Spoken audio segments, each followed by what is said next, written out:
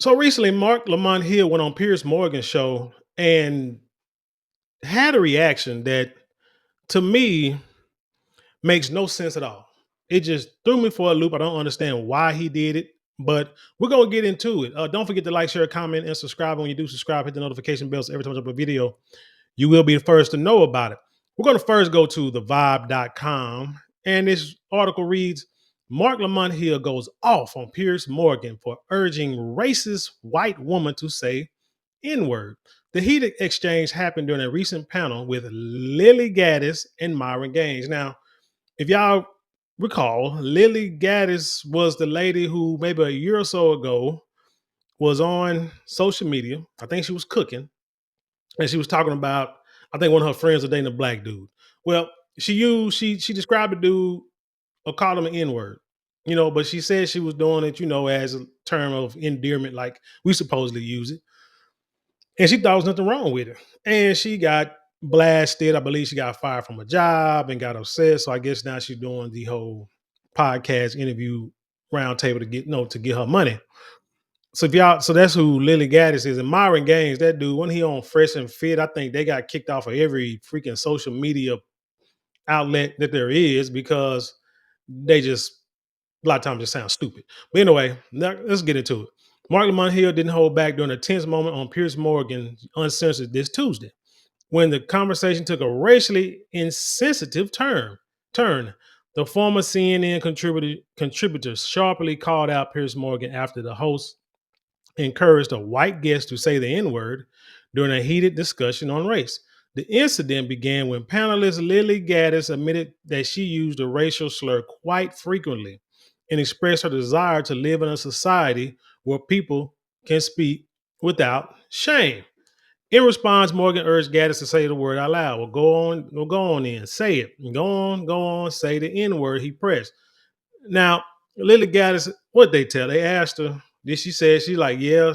They asked her when. She say, quite frequently. You say in front of black folks. She like, if it warrants it, which when you see her answer, you can tell she was probably lying half the time. She ain't saying it in front of black people like that, unless she's doing like the lady in Minnesota who was, cussing out somebody and upset. Then, it'll come out, it'll just flow out their mouth like water.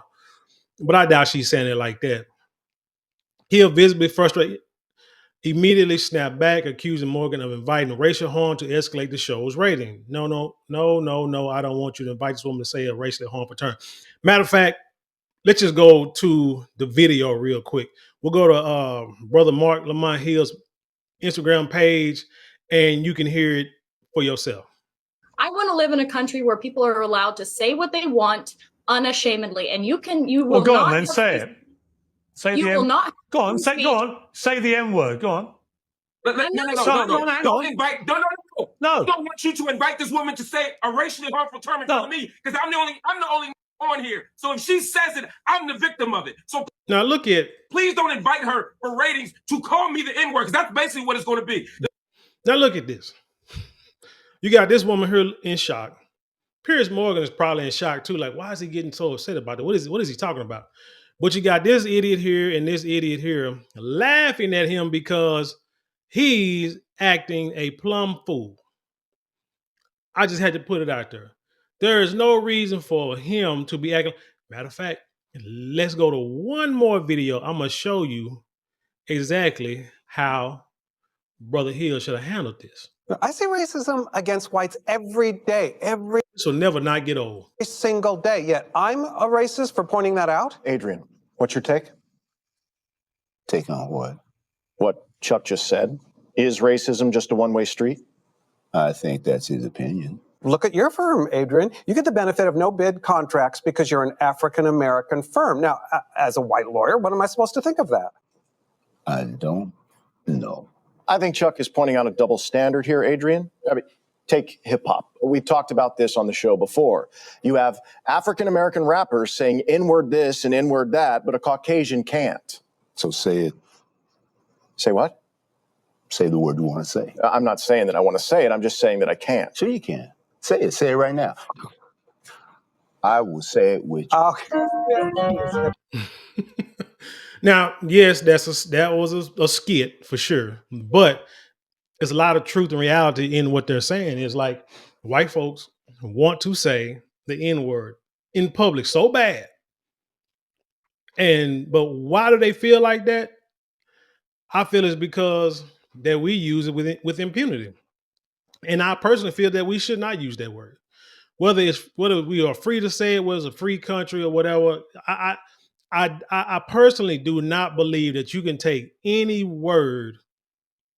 No one has the power to take any word and either make it more powerful or less powerful than the original root. I just don't believe that, especially if it's something that comes from evil. Now, I don't know exactly where the N word comes from. I think, if you go from Negro and Niger, it may have came from from those words. But the use of it, when they created it and made it its own word, it was derogatory. It was just a derogatory word used to belittle and talk bad about our people.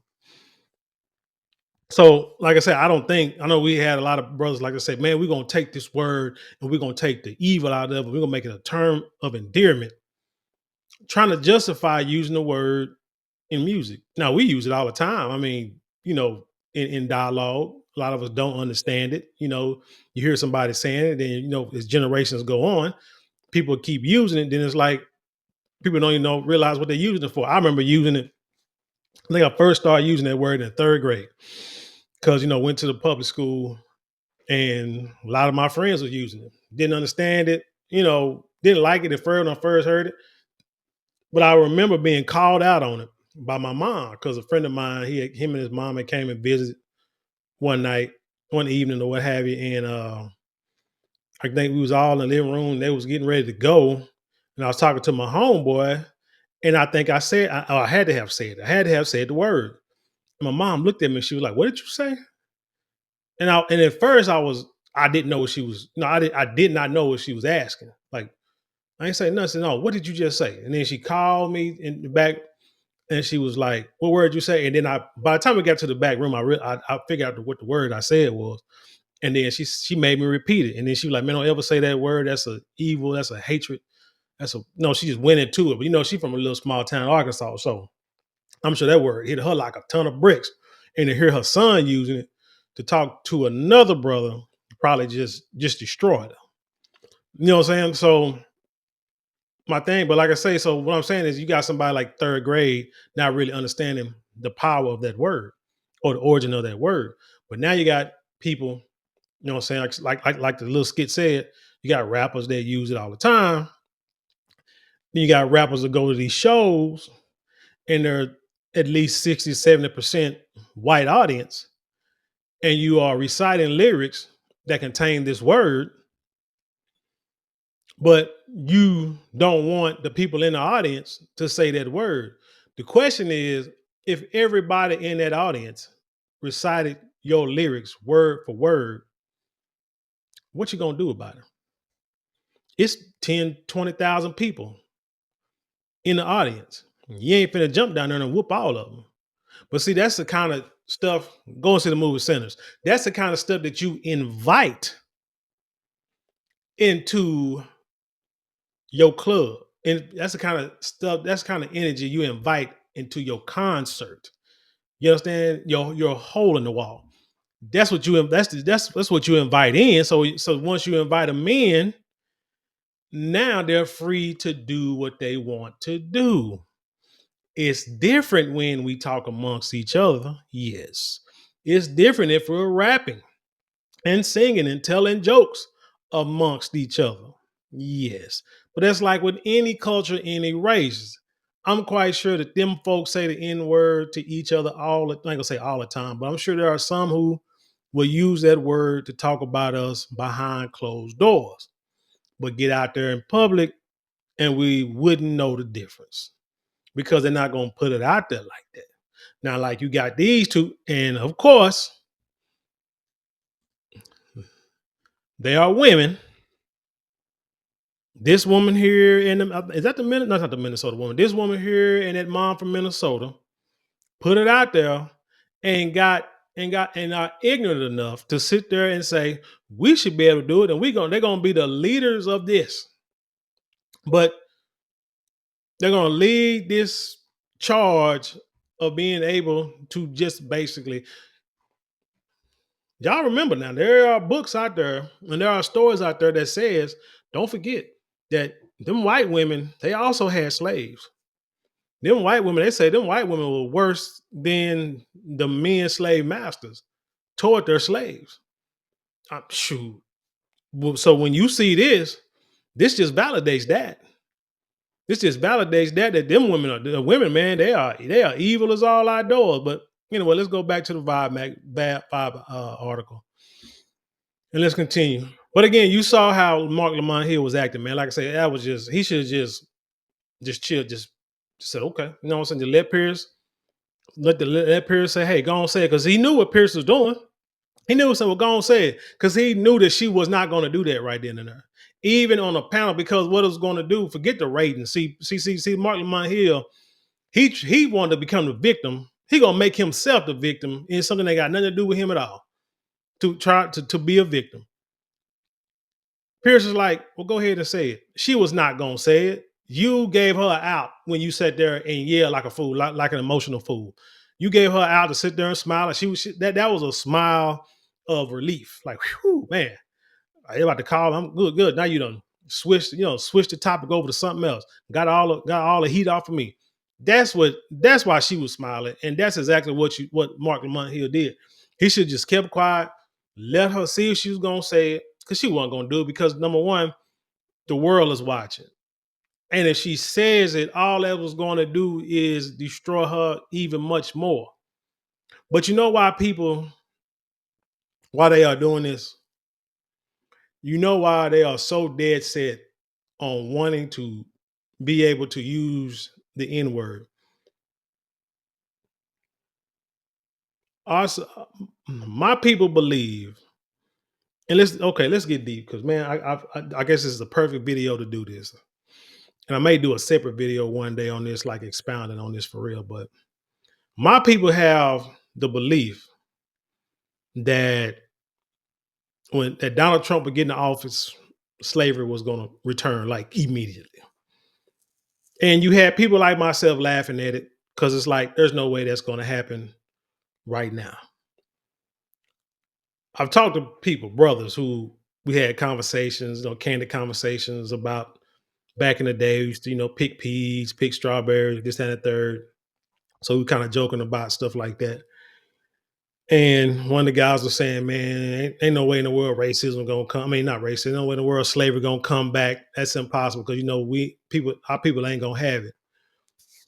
Well, here's the thing that I had to let them know. Slavery can come back. And I'm afraid it will come back if things keep going the way they're going, but it won't happen in our lifetime. I think it may happen 3, 4, 5 generations from now. And let me tell you how. One, because number one, all we do is complain as a people. We don't, as a group, I'll say as a collective. Individually, you can do like myself, buy books, read, study, teach the kids.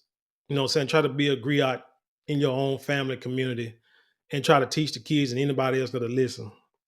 And not only teach them, but make sure be an example and make sure that they are doing what you are teaching. They are following what you're teaching. But yes, they are taking books out of schools, but books already had slavery and history, Black history watered down anyway. So you shouldn't really be dependent on the school systems, private, public, college, shouldn't be dependent on them to teach any kind of history, true history on slavery and racism in this country. Shouldn't rely on that. You should rely on, going out and reading your own books, going to public libraries, finding books, Amazon, whatever the case may be, getting books and reading them. Talking to people, talking to your grandparents and your great grandparents. A lot of y'all still got those folks alive. You need to go talk to them and get a recorder and let them tell you their life stories. Because they're going to tell you about them. They're going to tell you about their parents, their uncles and stuff, like uncles, grandparents, stuff like that. So that stuff can pass down for generations so that you won't forget. So one, all we do, like I said, all we do is complain as a group. We don't actually take action. Two, while we're complaining, yes, they're taking information, what little information out of school. They are making it illegal to teach certain things in school. They are taking federal funding if you try to teach certain things in school, or if you back DEI. Now I'm want to sit here and laugh and say, DEI, man, why everybody trip on DEI? Because it mainly, if you look at the statistics, it mainly benefit white women. But let me tell you about your enemy and when they're at war with you. Thing about war is you got to take losses. I can't think of the exact battle, but in the scriptures, the Most High has his people wipe out. He said, I'm going to send you into this war. You're going to win it, but you got to wipe everything out in that city. That means the people, the animals, the babies, the buildings, anything. Do not take anything out of that city, especially nothing that reminds you of them people. Now, when you go into war, you will have losses. You understand? But they will take losses in order to wipe you out completely. If you are only 12% of the population, if we are only 12% of the population as they claim, and just a few of us benefit from DEI, and it looks like when we benefit from it, we get these positions and we're moving up, and it's like, wait a minute, it's taking some power from some of them, maybe a couple of them, maybe just one or two. You're like, but the women, our women are benefiting from it. No. First of all, women ain't finna run nothing. Number one. Number two, the black folks are starting to feel themselves. So we can wipe DEI out. That'll wipe every last one of them out. It might wipe out our women too, but you know what? Our women got us to fall back on. We're talking about the white men. Got us to fall back on. But as long as it wipe all them out, we'll take that loss and we will rebuild some other way. That's what you got to understand about war. So yeah, they'll take out funding for DEI initiatives.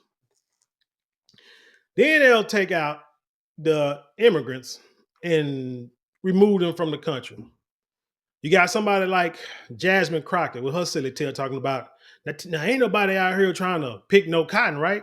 Ain't none of y'all trying to be farmers. Well, some of us do want to grow our own crops. We don't want to be a farmer, have 1,000 acres and stuff like that, but some of us do. But yes, a lot of us are starting to, including myself, starting to, start your own garden to feed yourself and try to encourage other people to do the same. Right? So we are trying to do that. But she's saying ain't nobody trying to pick cotton and the third. Okay. So she said that's why we need to keep the illegal immigrants here. Okay, I get that. I guess I'm gonna be the devil's advocate here. They get rid of all the immigrants. Who's that leave? That leaves us. Now we're gonna sit here and say what we ain't gonna do, what we are gonna do. But don't forget, you got the AI and the robots that can do a lot of jobs now too. So whatever is left over manual labor, if they get rid of all the illegal immigrants, all they have is us again. FBAs, right? Now you got some manual labor to do. Who's gonna do it? Well, guess what? The school systems are jacked up in our neighborhood, so we're the only ones gonna have to do it. But see, like I say, it ain't gonna happen. It ain't gonna happen today. So what you do is you don't educate the kids. The kid, what I say, not even 15, 20% of all kids, especially in our community, can read or do math at grade level. Barely graduating high school, if that. So now they're not getting educated. Go to the school. What did I say? Where all the white kids at? They're missing. It's like, what? Like, I don't get it. You know what I'm saying? They're not there no more. They're either in private school or homeschool, but they somewhere. But the schools that your kids go to, they're not learning. They're not getting taught right. Barely making it out of school. Now they out on the streets doing nothing. Eventually they're gonna have to work. Now remember, they used to have laws that said that If you around loitering and you ain't got a job, they can put you in jail and put you to work for free. Back in the day, but like I say, y'all say it ain't gonna never happen. Whatever. So the thing is, you got no education. You got these manual labor jobs that ain't paying nothing. Who else is gonna do it? They're gonna get you to do it. But like I say, it won't be now. It'll be like 2 or 3 generations, because once they take everything out to where you're really not being educated about nothing, all the older people are dying off and they're not teaching the youngsters about how they grew up, how they was raised, how the country used to be. And that, remember, the saying is, if you forget your history, you're bound to repeat it. That's the goal. The goal is for us not to remember and to know how this country has been went on for like the first 200 years. Because if you get us to forget it, guess what? Now it'll be easier for you to put them back in bondage. And they won't even know it.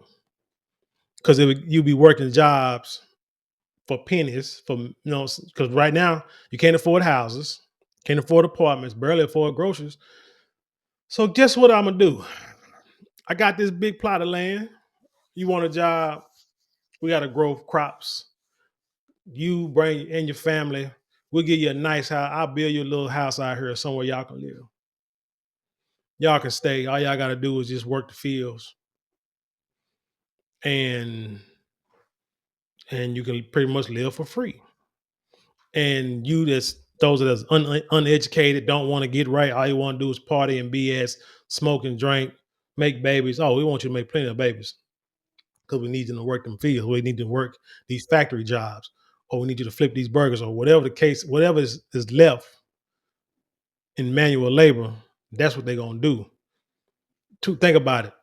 What was it? Not even 60, 70 years ago, the marriage rate in the black community, let me just say 100 years ago, not even 100 years ago, the marriage rate in the black community was like 70 something percent, almost 80%. But now single parenthood is in the 70%. I mean, I don't understand what magic pill you think you're going to take to reverse that overnight. It's not going to happen, but you keep wanting to do things outside of the order. And this is why things are going the way they're going as a collective. See, right now, back to this story, they want to use this N-word because they feel that their world is crumbling. When you back somebody into the wall think about this. Think about when you arguing with someone. Let's say you're arguing with your woman, or you're arguing with your dude. I don't know why a dude would fall for it, but say you're arguing with your woman, or your woman's arguing with you, and you just sit back and be quiet. Don't say anything. You just let her, just listen to her talk, and she's going and going and going off, and you just sitting there not saying a word. She'll get real upset to where a point where she either gonna hush, be quiet, or she gonna come back.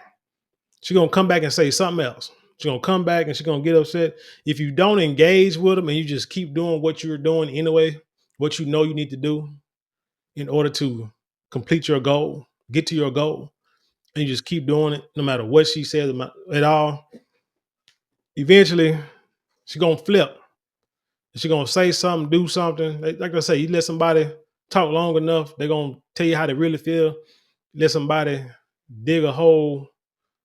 Give somebody a shovel, let them dig a hole, you let them keep digging, eventually they dig in their grave. That is true words. They want to use the N-word because they feel like they have no special. They women. You got no, like DEI took the DEI away. Like white women ain't got nothing now. I want to use the N-word. We're going to go back to the old slave days. That word will give them power. They want to hold on to something. And that's something I know, like females for real. Always, no matter what you do, it got to be a little bit that they want to hold on to for real to be able to say they're in control of something. This woman here feel like she has lost control of her life. She lost control of her whole life over words. So she's going to take that word and going to do a whole movement in order to get power back, to get her life back over this word. And she just showed that she has power over the black man by this man, Marc Lamont Hill, acting a plumb fool in order for her not to say it. That's why she can laugh and giggle. And Myron, same thing. Let's go back to the story. Let's go so I can finish this. The tension escalated when Hill directed a racial slur at fellow panelist Myron Gaines, calling him an Uncle Tom, and continuing his impassioned rebuttal. Quote, "There's a bunch of white people up here and one Uncle Tom on the left here," he continued before expanding his point. Marc Lamont here, I thought he was a professor or a doctor or whatever the hell he called himself, but this shows you right here, again, this is ignorance. When I tell you about teaching youngsters, but you got to teach them right. This here, Uncle Tom. We have already, my gosh, this has been discussed. This was discussed back on the episode of the Jeffersons when George Jefferson wanted to call a dude Uncle Tom, and the guy was like, did you not know y'all calling people Uncle Tom, but y'all talking about the wrong person? What you really want to call him is a Sambo. But don't nobody want to say that because that probably sound like real bad. Like, oh, I can't call him Sambo. But you want to use the word Sambo because Sambo was the one who sold him out. Uncle Tom was the one who was trying to help everybody. But don't nobody want to hear that. All they know is Uncle Tom's Cabin. And they said, man, you Uncle Tom. Why? Because of a book that y'all probably ain't read.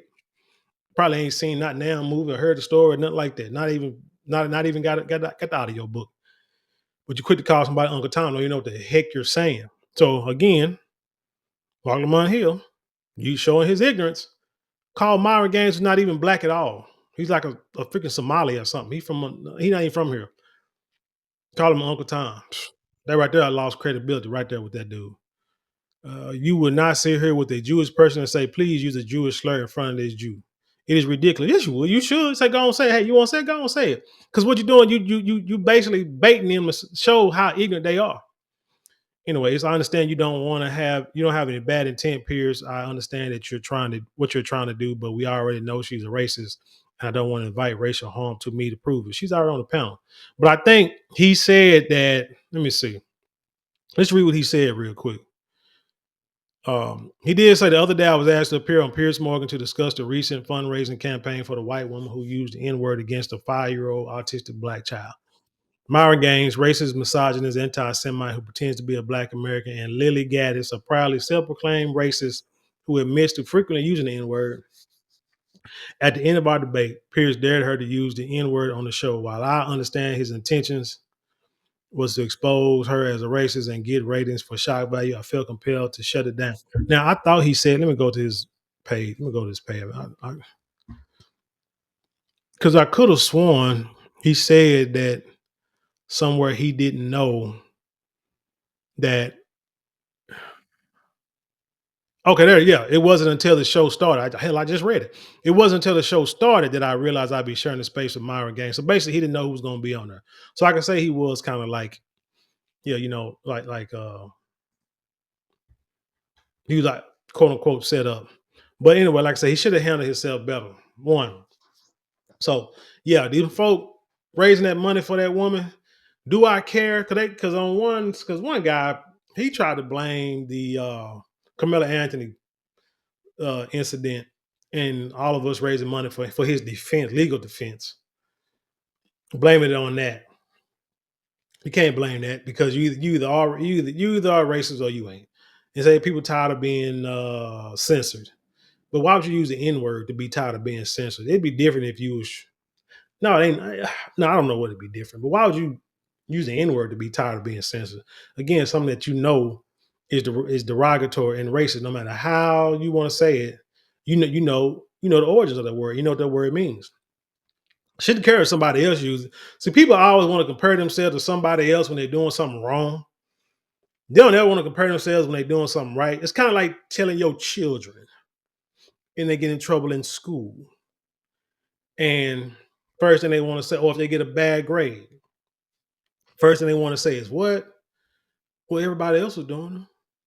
Well, 70% of the class fail. Well, what about, and I would be the one to say, well, what about the other 30%? Did they pass? Yeah. Well, only 10% made an A or B. Well, why don't you go? I need you to talk to them and see what they did to make an A and B. Forget that 70%, because the 70% I don't care. I don't care about none of them. The only one I care about, the only person's grades I care about is yours. So while you sitting talking about what everybody else, how everybody else failed, your minds need to be set on who passed and how'd you pass, and go talk to them and befriend them and pick their brain so you can figure out for the next time. That's how leaders and people who are successful in life, that's how they think. They don't think of the wrong stuff. Well, everybody else was doing it, so yeah, so everybody else and all y'all got in trouble. All y'all got in-house suspension. You gonna get a whooping and not suspend and punish you from all your devices. So what about the people who didn't do it? What happened to them? You see what I'm saying? So like I say, people are quick to want to sit here and compare themselves to the people that are doing wrong, which is crazy to me. But anyway, yeah, Marc Lamont Hill. You gotta try better next time, buddy, because you just set us back a few years on that one. Because me myself, Piers said if I was on that panel and he was like, "Hey, go on say it," I'd be like, "Yeah, go on say it." No, I wouldn't. Because again, go watch the movie Sinners. Again, I would not invite that into my house. Piers can do it. That's his people. It's whatever. But I would not invite that. Because like I said, once you invite them evil spirits into your home, into your juke joint, now they can do whatever they feel they can do. Whatever they please because you let them in. But anyway, tell me what you think about this story. Leave your comments below. Share it with the world. Let's have an intelligent conversation. You know how we do around here. Don't forget to like, share, comment, and subscribe. Those 4 things cost you maybe a couple of minutes out your day, but it means the world to us at this channel. If you like to support us financially, you can always get a super thanks, super chat, super stickers, or you can go to the description box or links there you can click on to help support us that way. Now, if you want something tangible for your dollars, which a lot of people do, you can go to marlonmorales.com. You can hit our Shopify store, or you can just simply hit the shop button below this video and check out all our luxury items. We got fragrances that last forever. We got pure 100% pure silk products, beard products, handbags, and much more. Check it out. You'll not be disappointed. And with that being said, I leave you in peace, and I'll see you on the other side.